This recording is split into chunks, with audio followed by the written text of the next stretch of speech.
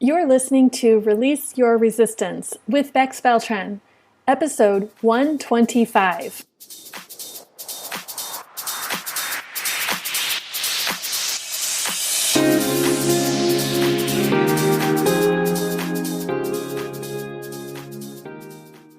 Welcome to Release Your Resistance. This is Bex.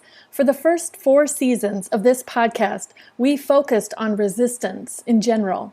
Learning about it, sharing examples and stories, and tools and techniques to recognize and release your resistance. Now, in Season 5, let's focus on what has become another of my favorite topics, journaling. So this season, the episodes will be about how to release your resistance to journaling so you can journal as consistently as you want in the ways that work best for you and your lifestyle right now. Let's talk about how you can get all the benefits of journaling. Here we go. Surprise, surprise! That's one of my favorite expressions here recently in 2023. Do you know the meme of the lady singing, surprise, surprise? The videos that people make with that clip are so funny, and I started using that expression in my own life, and I told everyone they need to say surprise, surprise instead of just surprise from now on, and I just crack myself up. And another surprise, I thought the singer was Blanche from the Golden Girls, but apparently it's Cilla Black. That really was a surprise when I Googled it. But the original surprise for this episode is that there is an episode. If you've been following this podcast for a while, you may know that seasons 1 and 2 had an episode each week. Then season 3 was a little more sporadic, and here in season 4, we started out weekly with the Let Go and Surrender series, and then pretty much since then, it's just been dormant. But I couldn't resist my end-of-year tradition of creating a wrap-up episode based on all my monthly interviews with myself through the year. If you want to re-listen or listen to my previous season's end-of-year episodes, I will link them all for you in the show notes for this episode at bexb.org/2023 lessons. That's 2023 LESSONS. But here's what's been happening for me in 2023. I will share some big changes, some surprises, the lessons I am continuing to learn, and some lessons I think I might have finally learned. And then I will let you know what I'm thinking about for 2024. Here are the big changes. With this podcast, obviously, we've had far fewer episodes, only 10 this whole season. And I loved the freedom of it. I have been doing so many different things, and I have loved not having the routine or the pressure of producing a weekly podcast episode, but I always have the option to create one if I want to. Another big change is our move from Gilbert back to our previous house in Chandler. It's about a 20-minute difference.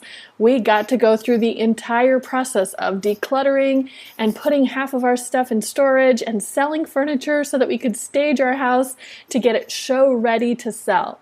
I was very nervous about living in a sell and show ready mode until we found the buyer and made it through the transaction, but luckily, I manifested an easy breezy showing and selling experience, and we got exactly what we wanted on the first try. Another big change was moving back into our old house that had been a rental.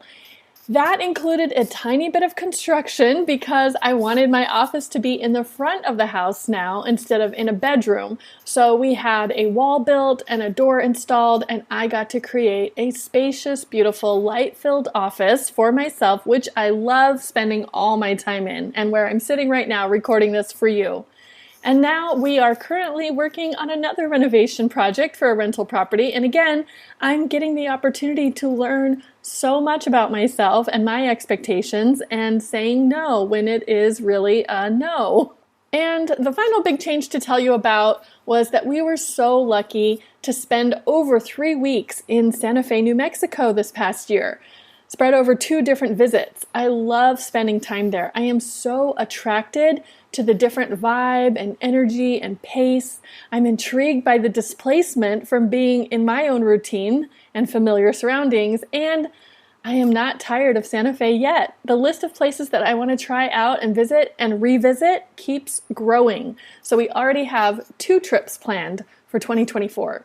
Here are the surprises from 2023 that I didn't plan or expect. I got to participate in an unexpected book club earlier this year. I hadn't heard of the book or the author before, and I had only met the book club members once or twice before, and it was an amazing experience. I loved the book, Frientimacy by Shasta Nelson, and have since recommended that book to so many people.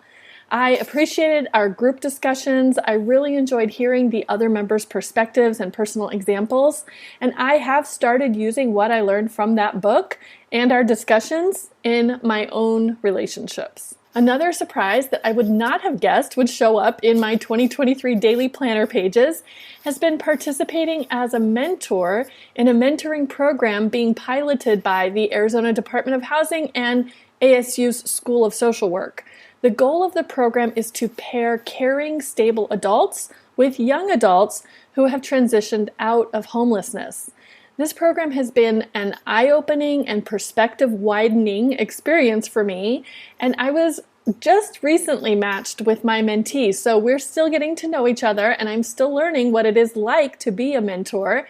And the program office is in the downtown Phoenix area, very near to where I lived in my 20s. So being around people in that age range and going to that area a few times per month has just brought back so many nostalgic memories for me. One of the most creative and fun surprises of 2023 is that I have started teaching paint workshops or paint parties. It started out as exclusively teaching dog portraits, since that's the subject that I exclusively paint these days. But in the past few weeks, the stars have aligned, and now I have the opportunity to teach other types of paintings too. So if you are in the East Valley of the Greater Phoenix area, I hope you will join me for an Intentional Woman paint party on Wednesday, January 10th. You can see all the details for this event and future events at bexb.org/letsmeet. In previous years, I have shared my entertainment and pop culture recommendations and wrap-up from the past 12 months, but this year I am only going to share one. It's Caffeine by Michael Pollan on Audible.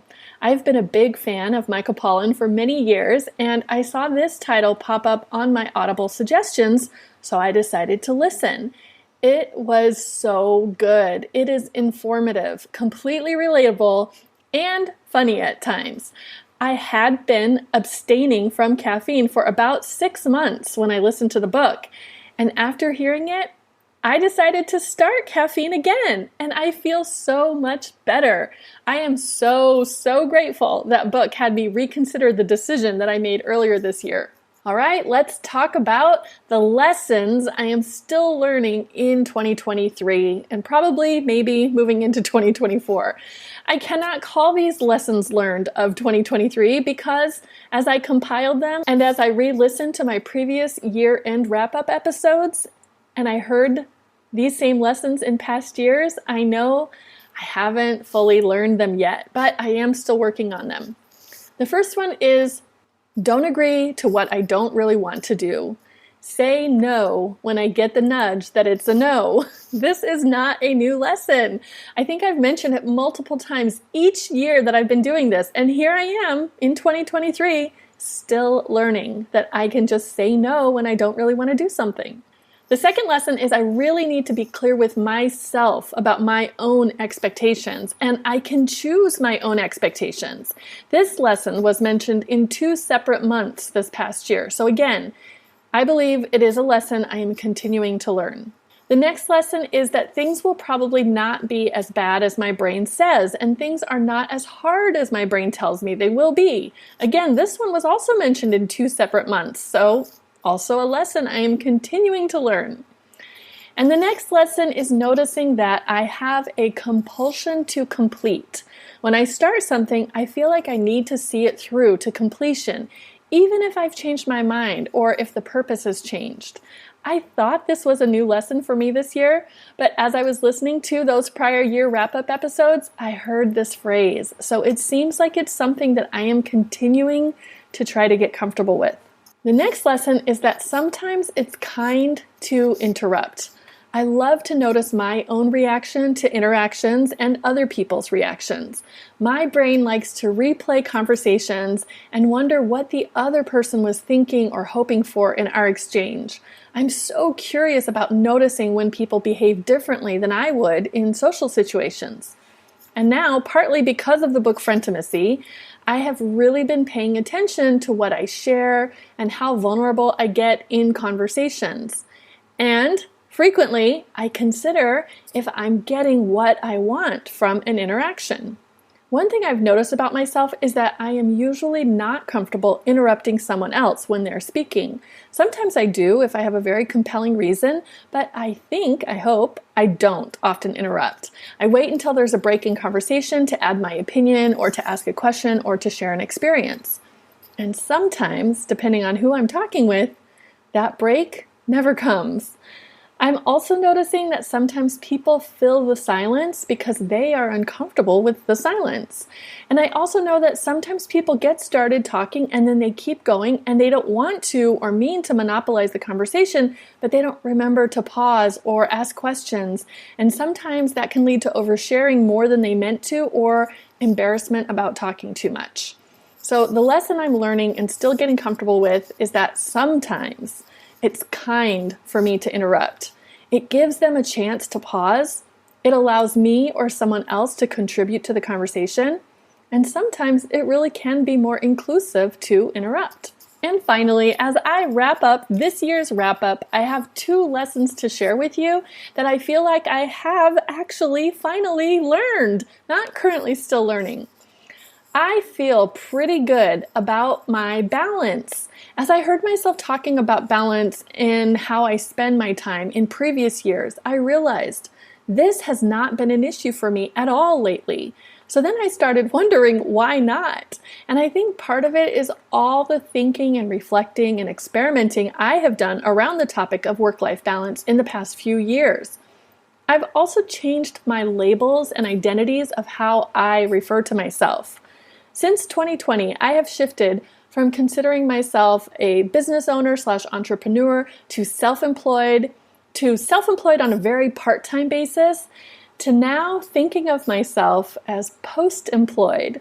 It's so interesting to me that that label that I use for myself, both to myself and when I introduce myself to other people, has such an impact on how I think about myself and how I should be or want to be spending my time.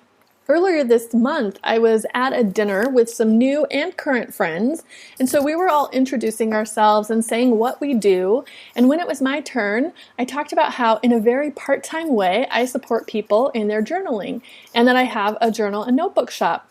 And a friend who was sitting across from me said, "But what about the dog painting?" And I was like, "Oh yeah, I can't believe I didn't mention that. It's my side hustle. My side hustle has a side hustle." So we all laughed. But it's not just funny, it's true. And I really think that the change in my own identity has helped me not to be so urgent and frenzied about my own schedule and productivity. And the last lesson learned that I am sharing with you today is that I would rather be lucky than smart. This realization just came to me in the past few weeks, and I love it. Another tangential lesson that I noticed throughout the year is that I don't want the pressure of quote unquote having to be smart. Being smart means choosing the most effective way to do something, getting it right the first time, knowing what to expect, not making mistakes. At least those are concepts that fit into my idea of what it means to be smart. And since I have tied being smart to my self-concept, all those rules go along with it, and it's a lot of pressure. So I decided I would rather be lucky than smart. If my self-concept is that I'm a lucky person, which I am, I don't have to know the probable outcome in advance. I don't have to know the smartest way to do something. I'll never tell myself that I should have known something. I'll just enjoy being a lucky person who knows she isn't always going to be lucky 100% of the time. What a great lesson. So that's my recap of 2023. Hopefully some of those lessons are helpful to you or align with what you've been thinking about for yourself or give you something to think about in the coming year. And here is what's coming up for me in 2024. I'm currently planning to be more present on this podcast again in a more niche way. For next year, in Season 5, I plan to share a lot of information, insights, and tips about releasing resistance to journaling. I imagine that most of my episodes will center around journaling practices and how to get the benefits of journaling. If you are a non-journaler and in no way journal curious, I'm still inviting you to follow along because I think many journaling techniques and concepts can be adapted to other types of practices. I'm not holding myself to a specific date just yet, but I am also so excited to be launching an invested journaling membership and weekly-ish book club in 2024. Invested means that there will be a time and money contribution to be a member of the community. I can just see so many benefits for the members and for me to having an invested commitment. I'm making it sound more serious than it is. I am envisioning an upgraded and expanded version of what I'm already currently offering in the free Journaling and Friendship Meetup and Facebook groups. There's a little bit more of a commitment and participation than with the things we get for free and might therefore take for granted. I have joined 2 memberships in the past few months, and I can see how seriously I'm consuming the content and participating in the offerings as compared to when I joined something for free on a whim. I hope you are already curious and considering joining the membership, so stay tuned and keep following along so that you can be one of our founding members. As I mentioned, in 2024, I'm continuing to offer painting workshops and parties, and I've partnered with a location in Chandler with our first event being held on January 10th with the plan to offer 2 events per month. So I'm also looking for other venues that would love to host, and I'm available to come to people's homes for private paint parties. So if you want to get a group of friends or family together to paint, let me know. I'm also continuing to create new journals for myself and for you. I've used some of the phrases that have come up as I've reflected on my year as journal titles for my own 2024 blank journals that I will be using. My first one is called Making It Up As I Go Along. It's got vibrant neon colors streaking across the front cover. I also have a fun rabbit-themed notebook called Running Through Rabbit Holes because I love to get lost following new topics and seeing where they lead me. I'm thinking now I probably need a journal with a title about being lucky. What do you think it should be called? What should it look like? You can also plan on seeing journal prompts from me every day in the Journaling and Friendship Facebook group. Plus, I'm continuing to send out a weekly gentle journaling check-in with prompts, tips, or mantras every Sunday. You can find out more about both of those by sharing your email with me at bexby.org/weekly. And I hope to see you at Pod Club on the first Thursday of each month, where instead of having to read a whole book, we just listen to one podcast episode and then we get together and discuss on Zoom. Or maybe I'll see you at one of our in-person or online journaling and friendship sessions where we journal alone together for 20 minutes and then we spend the rest of the hour in a friendly conversation. So I have shared all the things that are coming in and old things from before, and now I want to give you an invitation to say no if what I'm sharing doesn't really align. If you're currently getting emails from me and you don't want them anymore, please unsubscribe. I will consider it a see you later, not a goodbye. And if you're subscribed to this podcast and are just not that interested in hearing about journaling techniques next year, just unsubscribe for now and come back when our interests are more in sync again. No hard feelings, only gratitude for having had you on this journey with me so far. That is it for today. Thank you so much for listening. Come back next week and hear about enjoyable journaling techniques. Talk to you soon. You know what I'm really good at? Asking questions, then listening to the answer and redirecting you if you didn't answer, then showing you your thoughts from how you answered. That is part of what coaching with me is like. I don't have an agenda for you. I don't think I know better than you. I do believe in you and your capacity. If you tell me what you want for yourself, I believe it. I can see it for you. I can show you the thoughts that are keeping you from getting what you want. Then you can drop those thoughts and go get what you want. Coaching really works. Come to my site at bexb.org/coaching and book a session with me.